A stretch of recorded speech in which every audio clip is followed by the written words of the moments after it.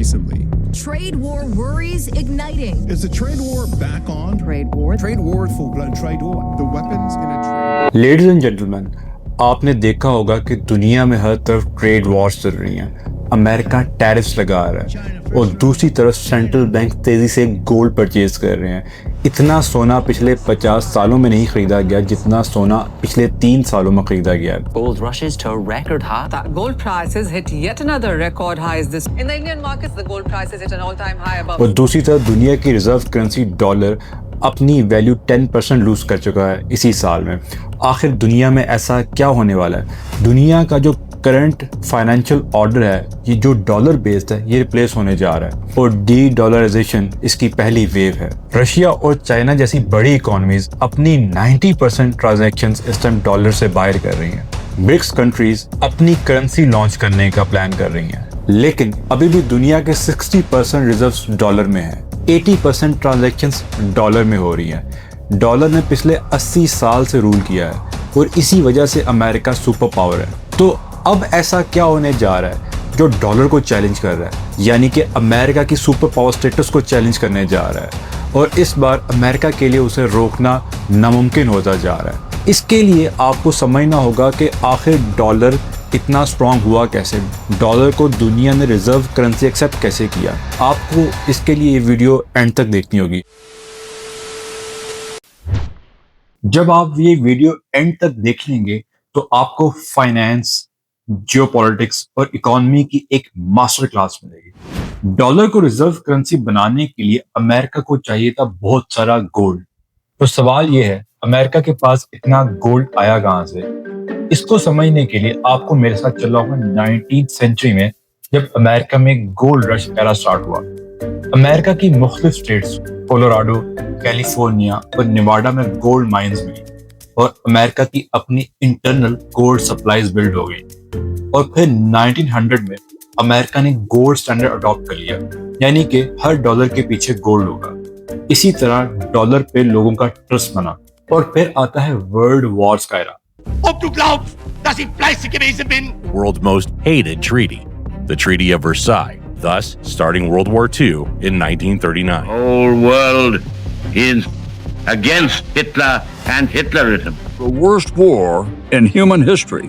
यहां से अमेरिका ने सही वाला गोल्ड कमाया। जब दुनिया की बड़ी पावर्स बर्तानिया, फ्रांस और जर्मनी आपस में जंग लड़ रहे थे, इनके इंडस्ट्रीज तबाह हो चुकी थी, इनके खेत बंजर हो चुके थे, इनका इंफ्रास्ट्रक्चर भी खत्म हो चुका था, सब पैसा जंग पर लग रहा था। तो अमेरिका ने बड़ी चालाकी से खुद जंग से बाहर रह के इनको सप्लाईज बेचना शुरू किया। अमेरिका ने इन्हें फूड, मशीनरी और हथियार बेचे। इसी तरह वर्ल्ड वॉर II में जब यूएसएसआर और बर्तानिया भी थे, अमेरिका ने इन्हें सबमरीन्स, टैंक्स, एयरक्राफ्ट और बहुत से हथियार भेजे, जिसके बदले में यूरोप ने अमेरिका को जहाज भर भर के गोल्ड भेजा। इस तरह अमेरिका की इकोनॉमी बूम कर गई। यूएस की एक्सपोर्ट्स की वैल्यू $2.4 बिलियन से बढ़ के $6.2 बिलियन होगी 1917 में। और फिर आता है 1933 का ग्रेट डिप्रेशन, जब प्रेसिडेंट रूजवेल्ट ने प्राइवेट गोल्ड ऑनरशिप पर पाबंदी लगा दी, यानी कि लोग सोना अपनी तिजोरियों में नहीं रख सकते। इस तरह बहुत सा सोना तिजोरियों से निकल के अमेरिकन ट्रेजरी में ट्रांसफर हुआ और अमेरिका के पास बहुत ज्यादा गोल्ड इकट्ठा हुआ।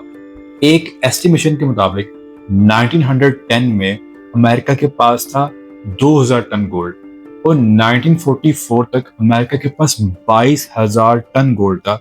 ये 70% मॉनेटरी गोल्ड था उस वक्त का। वर्ल्ड वॉर II के बाद ब्रिटिश इकोनॉमी की हालत इतनी खराब हो जाती है कि उनका डेट टू जीडीपी रेशियो 25% था 1914 में, 220% था 1920 में और 270% था 1942 में। और दुनिया की बाकी पावर्स की भी यही कंडीशन होती है। अब स्टेज सेट हो चुका होता है अमेरिका के लिए खुद को सुपर पावर डिक्लेयर करने के लिए। और फिर अमेरिका कॉल करता है ब्रेटवुड कॉन्फ्रेंस को। Order and economic cooperation following this, what's now known as the Brettonwood Agreement. These meetings are designed to promote trade in the post-war world and to create a foundation for lasting peace. New York के एक hotel में 1944 के जुलाई में America 44 मुल्कों के representatives को इकट्ठा करता है और कहता है कि आज से दुनिया का सारा ट्रेड डॉलर में होगा। क्योंकि अमेरिका के पास बहुत सारा गोल्ड था तो डॉलर गोल्ड के साथ पैक होगा और $35 पर ऑन्स गोल्ड के साथ डॉलर की कीमत तय की गई, यानी कि 28.35 ग्राम गोल्ड की कीमत होगी $35। और उसी कॉन्फ्रेंस में IMF और वर्ल्ड बैंक स्टैब्लिश करने का भी फैसला किया गया। और फिर अमेरिका देता है मार्शल प्लान यूरोप को रीबिल्ड करने के लिए। इसके तहत 1948 से 1952 तक अमेरिका यूरोप को $13 बिलियन देगा और ये कैश की सूरत में नहीं होगा, ये मशीनरी और इक्विपमेंट की सूरत में होगा ताकि यूरोप रीबिल्ड हो। ये अमेरिका ने इसलिए दिए ताकि यूरोप कम्युनिज्म के जाल में ना फंस सके और यूरोप हमेशा अमेरिका का एलाई रही। इसी तरह यूरोप की डॉलर पर डिपेंडेंसी भी बढ़ी और फिर आता है 1960s का एरा जब अमेरिका ने वियतनाम जंग शुरू कर दी और दूसरी तरफ अमेरिका ने इंटरनली ग्रेट सोसाइटी का प्रोग्राम लॉन्च किया जिसमें हेल्थ केयर, एजुकेशन और इंफ्रास्ट्रक्चर पे खर्च करना शुरू किया।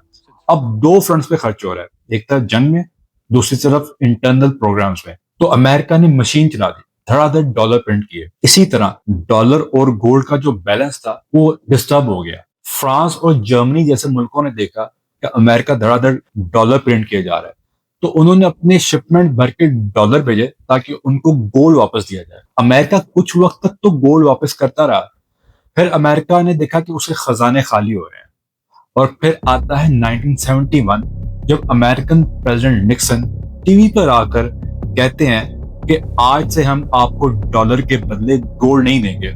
The strength of a nation's currency is based on the strength of that nation's economy.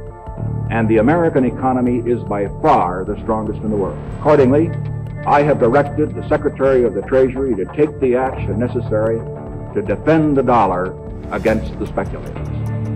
I have directed Secretary Connally to suspend temporarily the convertibility of the dollar into gold or other reserve assets, except in amounts and conditions determined to be in the interest of monetary stability and in the best interest of the United States. ये पूरी दुनिया में shock देता है। जाहिर है लोग dollar इसी ट्रस्ट पर इकट्ठा कर रहे थे कि इसके पीछे गोल्ड है, लेकिन अमेरिका मुकर जाता है। कहने को तो ये जो सस्पेंशन थी टेम्परेरी थी, लेकिन ये सस्पेंशन आज तक बरकरार है। अब डॉलर की कीमतें नीचे गिरने लगती हैं। अब अमेरिका देखता है कि डॉलर की डिमांड गिरने लगी, तो यहाँ अमेरिका एक और मास्टर स्ट्रोक खेलता है। सऊदी के पास उस वक्त ऑयल था, लेकिन ऑयल को एक्सट्रैक्ट करने की टेक्नोलॉजी नहीं थी, ना ही वो एक्सपर्टीज थी, ना ही वो मशीन थी। अमेरिका सऊदी को कहता है हम आपको टेक्नोलॉजी भी देंगे, ऑयल सर्वे भी करके देंगे और निकालने के लिए इंजीनियर्स और मशीनरी भी देंगे और आपके ऑयल वेल्स को सिक्योरिटी प्रोवाइड देंगे। बदले में आपको अपना ऑयल डॉलर्स में बेचना होगा और यहाँ पे पेट्रोडॉलर्स की डील होती है, यानी कि दुनिया में जितना भी ऑयल बेचा जाएगा ये डॉलर्स में बेचा जाएगा। इसी तरह डॉलर की डिमांड फिर से बढ़ जाती है और इसके बाद सऊदी के अलावा बाकी ऑयल प्रोड्यूसिंग कंट्रीज भी अपना ऑयल डॉलर्स में बेचना शुरू कर देती हैं। अमेरिका ने सिर्फ डॉलर को वेपनाइज नहीं किया, बल्कि अमेरिका अपना हर क्राइसिस ज्यादा डॉलर प्रिंट करके पूरी दुनिया में इन्फ्लेशन की सूरत में बांटता रहा। सिर्फ कोविड-19 में अमेरिका ने $3 ट्रिलियन सर्कुलेशन में प्रिंट किया। इसकी वजह से पूरी दुनिया के रिजर्व्स में डॉलर पड़े थे वो डी वैल्यू हो गए। इस तरह अपना हर क्राइसिस अमेरिका पूरी दुनिया में बांटता रहा। इसी तरह डॉलर सिर्फ एक करेंसी नहीं, ये अमेरिका का एक हथियार बन जाता है इकोनॉमीज को तबाह करने का, हुकूमतों को गिराने का और पूरी कौमों को घुटनों पर लाने का। 1979 में ईरानियन रेवोल्यूशन के बाद अमेरिका ने ईरान को ग्लोबल फाइनेंस से कट ऑफ कर दिया। इसी तरह 1990s पे इराक पर सैंक्शंस लगा के इराक की इकोनॉमी तबाह की और फिर रशिया यूक्रेन वॉर में रशिया को स्विफ्ट सिस्टम से भी हटाया और रशिया के $300 बिलियन के एसेट्स भी फ्रीज कर दिए। लेकिन आखिर कब तक ये सिस्टम ऐसा चलता रहेगा? यहाँ इसको चैलेंज करने के लिए चाइना ने एंट्री मारी। China China China China China China China China Chinese President Xi Jinping is one of the most powerful men in the world and revered within the Communist Party he now leads. China ने 1980 से अब तक 800 million लोगों को गुर्बत से निकाला है। चाइना दुनिया की एक्सपोर्ट फैक्ट्री बन गया है। इसके साथ ही चाइना ने बेल्ट एंड रोड जैसे इनिशिएटिव्स का आगाज किया, जिसके तहत roads, infrastructure, railways, power plants बना के 100 से ज्यादा मुल्कों को इस इनिशिएटिव में एक साथ बांध दिया। चाइना एक साइलेंट एम्पायर है जो अपने मिलिट्री पावर से ज्यादा अपने इकोनॉमिक माइट से दुनिया को रूल कर रहा है। इसके अलावा चाइना की मिलिट्री पावर अमेरिका और ताइवान को साउथ चाइना सी में चैलेंज कर रही है। चाइना के पास दोनों है बार्गेनिंग के लिए, मिलिट्री और इकोनॉमिक पावर दोनों। इसके साथ साथ चाइना ने ब्रिक्स जैसा अल्टरनेट ब्लॉक बनाया डॉलर की मोनोपोली को चैलेंज करने के लिए। इस वक्त ब्रिक्स के पास 6200 टन गोल्ड है, जो कि दुनिया का 20% मॉनेटरी गोल्ड है। ये उस स्टैंडर्ड से तो कम है जब डॉलर रिजर्व करेंसी डिक्लेयर हुआ था, लेकिन ये इतना है कि करंट फाइनेंशियल सिस्टम को डिस्टर्ब कर सके। इसलिए ब्रिक्स तेजी से गोल्ड खरीद रहा है ताकि वो अपनी करेंसी लॉन्च कर सके और ग्लोबल ट्रेड उसमें हो।